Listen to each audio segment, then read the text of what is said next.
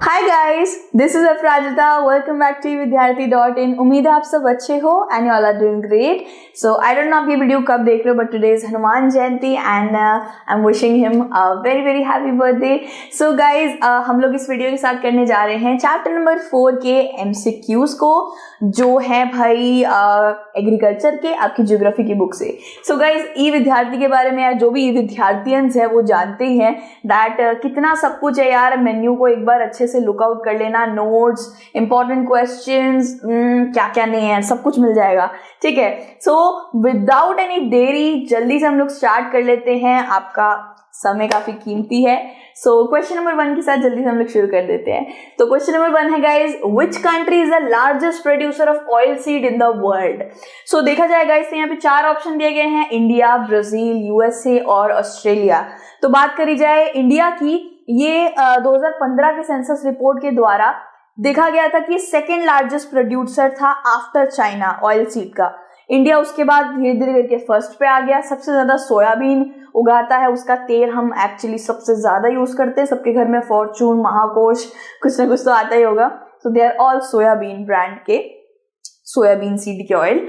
And Brazil की बात करी जाए तो गाइस, ब्राजील में मेज काफी उगाया जाता है। ठीक है, you can say it's kind of a main crop there. USA की बात करी जाए तो USA के अंदर मीट बहुत ज्यादा प्रोड्यूस होता है। एंड ऑस्ट्रेलिया में मिनरल्स जैसे कि एल्यूमिना, टाइटेनियम, ये इस तरीके के रेप्टाइल, तो इस तरीके के मिनरल्स बहुत प्रोड्यूस करता है। तो हमारा आंसर होगा India. India is the largest producer of oil seed in the world. ठीक है, फिर यार इंडिया ना 5 नंबर से आगे नहीं जाता, मतलब 1 से लेके 5 नंबर तक किसी ना किसी चीज में तो वो रहता ही है, जैसे आर्मी में या फिर राइस के प्रोडक्शन में, इन सब चीजों में। So we are proud of that.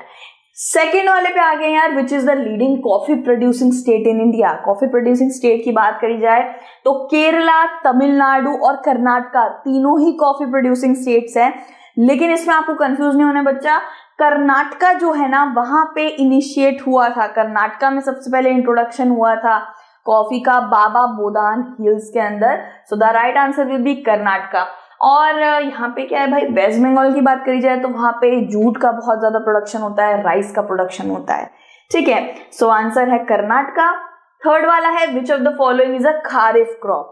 Kharif crop बताया था ना गाइस चैप्टर के अंदर, ऑनसेट ऑफ मॉनसून, यानी मॉनसून शुरुआत होने से पहले इसको बोया जाता है और सितंबर अक्टूबर तक इसे हार्वेस्ट यानी काट लिया जाता है। ठीक है, सो गाइस ये कौन से क्रॉप होते हैं, पैडी यानी कि चावल, ये एक खारिफ क्रॉप है। ठीक है, ऑनसेट ऑफ मॉनसून में इसको बो दिया जाता है, ग्रो मतलब सो कर दिया जाता है, हार्वेस्ट कर लिया जाता है सितंबर एंड अक्टूबर में। और बाकी जो ऑप्शन है गाइस, मस्टर्ड, व्हीट एंड ग्राम, तो ये तीनों के तीनों राबी क्रॉप्स माने जाते हैं। ओके, सो थर्ड वाले के बाद यार फोर्थ आ गया, विच of the following is the most important cereal crop in India. Cereal crop यार देखा जाए, चावल मेरा फेवरेट है। ठीक है, रोटी ज्यादा सबको पसंद नहीं है, मुझे पता है, रोटी बड़ी चबानी पड़ती है, लेकिन किसी किसी की फेवरेट होती है रोटी। पर्सनली मेरी चावल फेवरेट है, तो यार जय माता दी टिक चावल। तो देखा जाएगा इस बहुत इंपॉर्टेंट सीरियल क्रॉप है चावल। उसके बाद आटा आता है यानी कि व्हीट। मेज और बाजरा की बात करी जाए, ये भी इंडिया में उगाया जाता है लेकिन ज्यादा मात्रा में नहीं। राजस्थान के अंदर बाजरे की रोटी, ओहो खिचड़ा, बहुत चीजें खाई जाती हैं। सो यहाँ पे यार 5th क्वेश्चन पे आ गए हैं, the farmer of which state started Champaran movement in 1917। सो चंपारण जैसे ही नाम सुनते हैं, चंपारण के लिए सबसे पहले स्टेट आता है बिहार। ठीक है, तो बिहार के नॉर्थ वेस्टर्न एरिया के अंदर चंपारण रीजन पड़ता है। और यहीं के फार्मर्स ने क्या करा था बेसिकली, यप स्टार्ट करा था मूवमेंट को। आई गेस इंडिगो उगाने के लिए उनको बोला जा रहा था, मजबूर किया जा रहा था, फोर्स करा जा रहा था। ठीक है, ये ब्रिटिशर्स के काल के वक्त का मूवमेंट है। ठीक है, तो Bihar will be the right answer. Haryana, Karnataka and Punjab बिल्कुल नहीं होगा। चंपारण नाम सुनते बिहार डाल दो भाई। 6th क्वेश्चन है, विच of the following crop is a commercial crop. Commercial का मतलब समझते हैं गाइस, सबसे पहले कमर्शियल क्रॉप वो होते हैं जिनको आप अपने इस्तेमाल या अपने खाने के लिए नहीं यूज कर रहे हैं या उगा रहे हैं, आप उनको प्रॉफिट लेने के लिए या फिर बाहर बेचने के लिए उगा रहे हैं, तो उसको कमर्शियल क्रॉप या प्रॉफिट क्रॉप भी बोला जाता है। इसमें 4 ऑप्शन है guys, T, wheat, barley and मेज। तो कॉर्न ज्यादा मात्रा में नहीं उगाते हैं, बार्ली और व्हीट की बात करें, हाँ ये सब हम अपने खाने के लिए ज्यादा इस्तेमाल करते हैं। सो टी जो है, असम की जो टी है बड़ी फेमस है और नॉर्थ ईस्टर्न पार्ट में टी बहुत उगाया जाता है। तो देखा जाए तो टी हमारा बाहर भी जाता है, भारत के बाहर जाता है, ये कमर्शियल क्रॉप है, अपने लिए नहीं, लोग इसको बाहर मतलब एक तरीके से बेचने के लिए इसको उगाते हैं। 7th क्वेश्चन है guys, what is mean by the white revolution in the Indian context. White revolution का क्या मतलब है? सो यहाँ पे 4 तरीके के बता रखे हैं गाइज। अगर आप एग्रीकल्चर आउटपुट में इंक्रीज करो तो उसको क्या बोलेंगे? Green revolution. अगर आप इंडस्ट्रियल आउटपुट, इंडस्ट्रियल चीजों को बढ़ाने की इस्तेमाल करें तो उसको बोलेंगे इंडस्ट्रियल रेवोल्यूशन। अगर आप बहुत ज्यादा इंक्रीज करेंगे बैंकिंग सर्विसेज में, मतलब वृद्धि करेंगे, डेवलपमेंट करेंगे, उसे बोलेंगे ई बैंकिंग रेवोल्यूशन। तो व्हाइट रेवोल्यूशन बोलेंगे हम लोग डेयरी प्रोडक्ट्स में इंक्रीज को। बेसिकली गाइस ऑपरेशन फ्लड भी बोला जाता है इसे। भारत एक सेल्फ सफिशिएंट कंट्री बनना चाहता था in terms of milk production, तो इसलिए एक डेयरी रेवोल्यूशन चलाया गया, व्हाइट रेवोल्यूशन बोला गया, क्योंकि गाइस हमारे जितने भी डेयरी प्रोडक्ट्स हैं उनके कलर व्हाइट ही होते हैं। तो इसका दूसरा नाम गाइस ऑपरेशन फ्लड भी है। ओके, क्वेश्चन नंबर 8 पे आ गया guys, which of the following is not a major jute producing state. अब यार ये ना नॉट, ये आपका दुश्मन है, ठीक है। कभी कभार आप जल्दी जल्दी पढ़ने के चक्कर में नॉट को ना पढ़ते नहीं हो और उसमें एक नंबर कट जाता है, मेरे साथ तो बहुत होता है ये, ठीक है। सो इसमें से कौन सा जूट प्रोड्यूसिंग स्टेट नहीं है? 4 ऑप्शन है गाइस, असम, महाराष्ट्र, उड़ीसा और वेस्ट बंगाल। उड़ीसा भी बोलते हैं, उड़ीसा भी बोलते हैं। तो गाइस देखा जाए तो असम, उड़ीसा और वेस्ट बंगाल ये तीनों ही जूट प्रोड्यूसिंग स्टेट है। सबसे ज्यादा वेस्ट बंगाल जूट प्रोड्यूस करता है, सबसे ज्यादा वैसे तो बांग्लादेश करता है, लेकिन बांग्लादेश हमारे अंडर था, बाद में फिर वो अलग हो गया, हमारी बदकिस्मती, बट फर्स्ट पे हम होते, ठीक है। तो महाराष्ट्र की बात करें, महाराष्ट्र जूट प्रोड्यूस नहीं करता है। यहाँ पे लीडिंग जूट प्रोड्यूसिंग ये सारे ही हैं नॉर्थ ईस्टर्न पार्ट के जो है, ठीक है। महाराष्ट्र खारिफ क्रॉप्स को ज्यादा प्रोड्यूस करता है, चावल, ग्राउंडनट वगैरह, ठीक है। अब आगे हैं भाई क्वेश्चन नंबर 9 पे, विच of the following is a feature of primitive subsistence farming. Primitive subsistence farming को समझते हैं सबसे पहले। इसको स्लैश एंड बर्न भी बोला जाता है। एक लैंड को लेते हैं, छोटा सा पैच ऑफ लैंड लेते हैं, उसे जला देते हैं पूरी तरीके से, वहां पे जो भी वेजिटेशन प्लांट्स होते हैं उन्हें जला देने के बाद वो क्या बन जाते हैं? राख बन जाते हैं। और ऐसा बोला जाता है कि वो राख उस लैंड के लिए बहुत ज्यादा उपजाऊ मानी जाती है, तो इसको कहते हैं स्लैश एंड बर्न, काटो, जलाओ, या फिर प्रिमिटिव सब्सिस्टेंस फार्मिंग।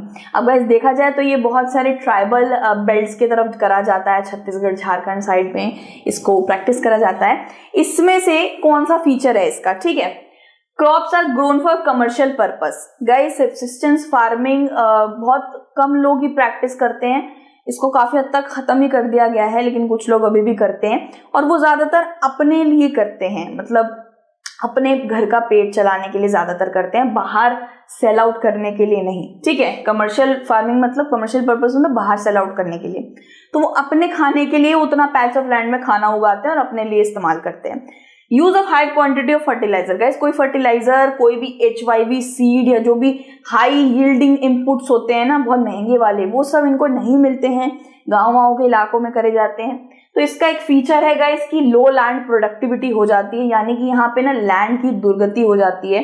आप इस तरीके से लैंड इस्तेमाल करके फिर वो लोग नेक्स्ट पैच ऑफ लैंड पे चले जाते हैं, तो इस तरीके से पिछले वाले लैंड की तो दुर्गति हो जाती है।